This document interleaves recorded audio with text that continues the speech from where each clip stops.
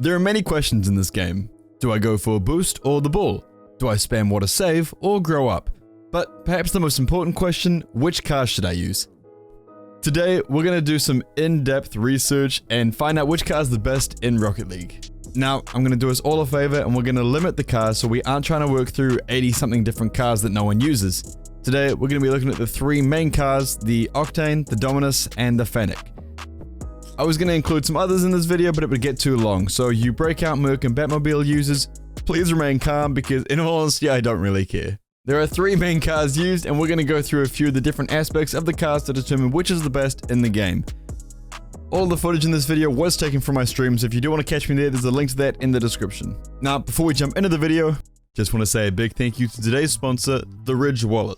Now, I understand you never thought you'd actually ask for a wallet for Christmas, but I guarantee you'll be wanting this one under your tree.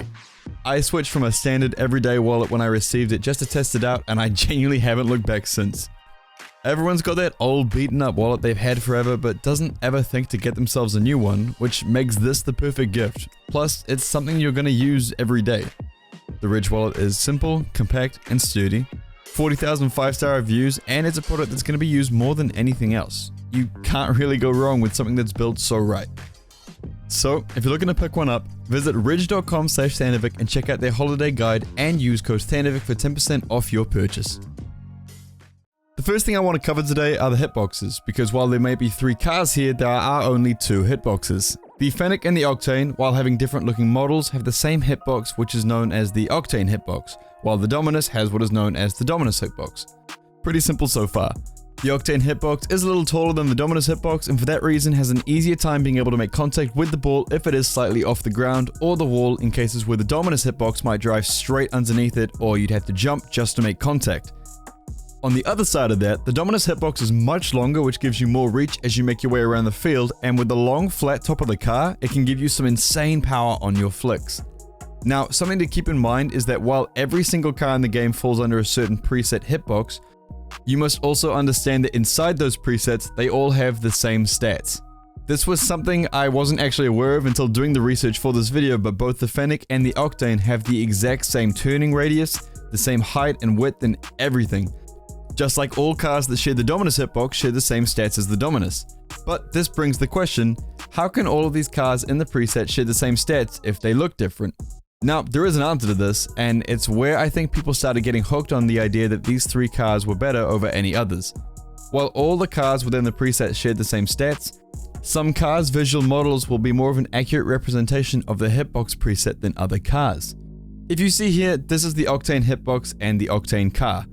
And this is another car that shares the Octane hitbox, the Scarab. As you can see, even though they both share the same hitbox, the Octane has a more accurate representation of the preset hitbox, and for that reason it feels easy to use as your touches feel as if they are connecting better with the car. Now, even though the Octane is the name of the hitbox, many people feel that the Fennec better fits the hitbox model, and for that reason feels better to use and feels like your touches are more accurate. With the Dominus, the pros to the hitbox are that the paddle-like shape helps to hit clean and hard strikes, and its hard corners make it consistent in its use. And the cons are it will lose out to the Octane in a 50-50 due to the lower height, and the front of the hitbox doesn't accurately match the car model.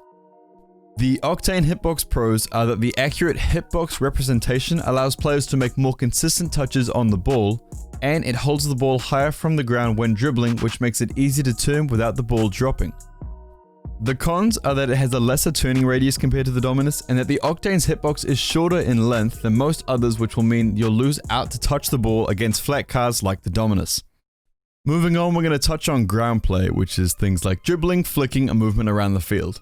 Now, the first thing I want to say is that for the life of me, I have always had difficulty trying to wave dash with the Dominus. This might be to do with the fact that I'm so used to playing in the Octane that I'm mistiming the movement due to the car being quite a bit longer. But don't let that put you off, it's something you can definitely get used to if you're picking up or maining the Dominus. The car has an incredibly easy time flicking the ball, as you can get height and power on just about any flick due to the size. It also has a very easy time being able to control and be precise with your flicks, as the car isn't completely flat.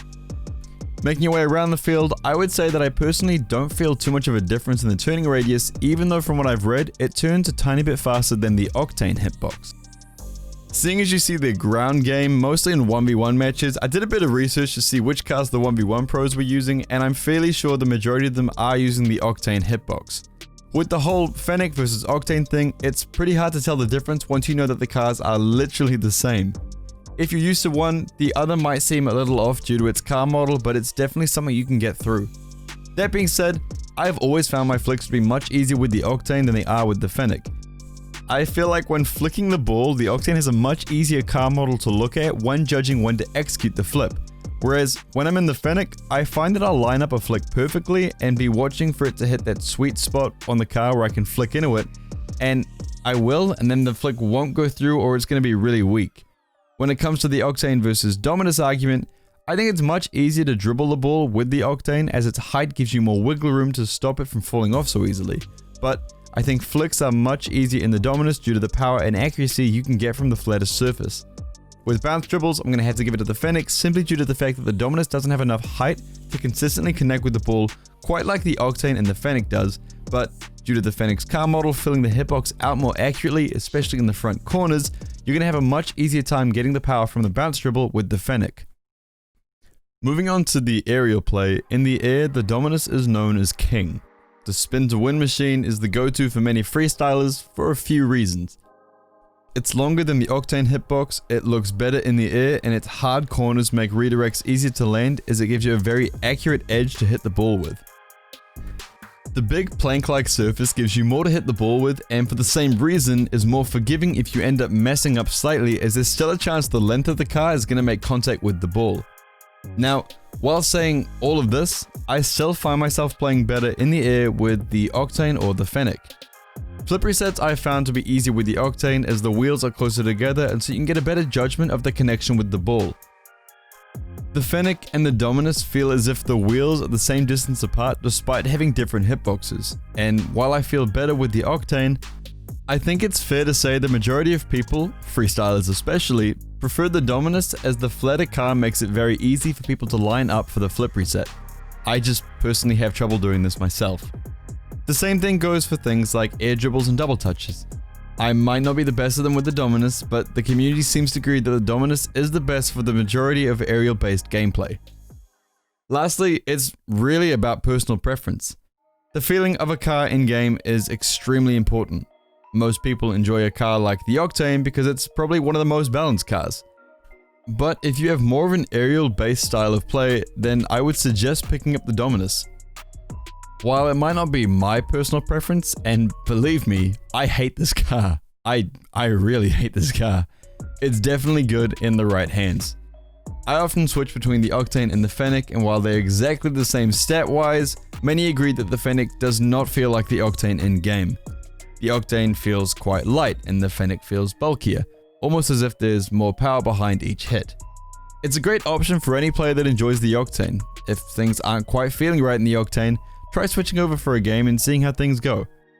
Anyway, that's going to bring us to the end of today's video.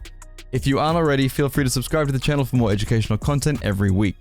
If you want to catch me on Twitch, I stream pretty much every day at twitch.tv/Thanovic, and I hope to see you there. Lastly, let me know in the comments which car you use and why. Anyway, that's all from me. I'll see you next time.